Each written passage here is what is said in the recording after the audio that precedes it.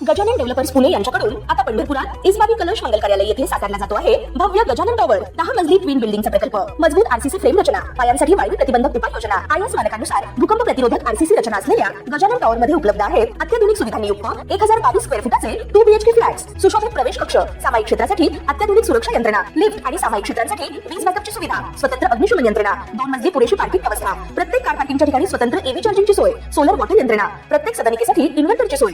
इस्बाबी कलश मंगल कार्यालय शेजारी साकारल्या जात असणाऱ्या गजानन टॉवर मध्ये आजच आपल्या हक्काचा आणि आधुनिक सुविधांनी परिपूर्ण अलिशान फ्रीसाठी संपर्क क्रमांक 76 छत्रपती संभाजीनगरमध्ये मन सुन्न करणारी एक घटना घडली.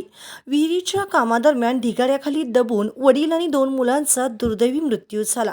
सिल्लोड तालुक्यातील धानोरा गावात ही घटना घडली असून एकाच कुटुंबातील तिघांचा मृत्यू झाल्यामुळे हळहळ व्यक्त केली जाते. तिघांचे मृतदेह बाहेर काढण्यात आले असून शवविच्छेदनासाठी रुग्णालयात पाठवण्यात आले आहेत.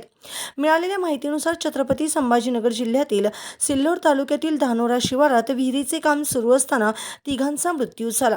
मृतांमध्ये वडील आणि 2 मुलांचा समावेश असून बाजीराव सर्जीराव काकडे वय वर्ष 55, तसेच आजीनाथ बाजीराव काकडे वय वर्ष 25 आणि श्याम बाजीराव काकडे वय वर्ष 22 अशी 3 मृतांची नावे आहेत. ही घटना 9 मे रोजी रात्री 9:30 वाजण्याच्या सुमारास घडली. नवरा आणि 2 मुलांच्या मृत्यूमुळे बाजीराव काकडे यांच्या पत्नीच्या पायाखालची जमीनच सरकली. विहिरीचे काम सुरू असताना रात्री विहिरीचे पाणी साचले होते. हे पाणी काढण्यासाठी तिघेही बाप लेक विहिरीच्या काठावर उभे होते. मात्र माती असल्याने विहीर ढासळली, त्यामुळे तिघेही विहिरीत कोसळले.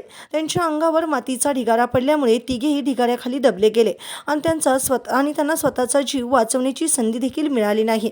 या घटनेत तिघांचा जागीच मृत्यू झाला. घटनेची माहिती मिळताच गावकऱ्यांनी तात्काळ घटनास्थळी धाव घेतली. मातीचा ढिगारा हटवून त्यांनी तिघांना बाहेर काढण्याचा प्रयत्न केला, पण पाणी आणि चिखल यामुळे तिघांचाही श्वास गुदमरून मृत्यू झाला. या घटनेनंतर पोलिसांनी घटनास्थळी धाव घेत तिघांचे मृतदेह ताब्यात घेऊन शवविच्छेदनासाठी रुग्णालयात पाठवले. या दुर्दैवी घटनेमुळे संपूर्ण धानोरा गावावर शोककळा पसरली.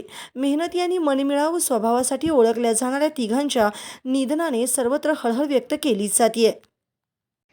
ताज्या घडामोडी पाहण्यासाठी आमच्या YouTube चॅनलवरील PVR म्हणजेच पंढरी वार्ता या न्यूजला सबस्क्राईब करा आणि शेजारील बेल आयकॉनवर क्लिक करा.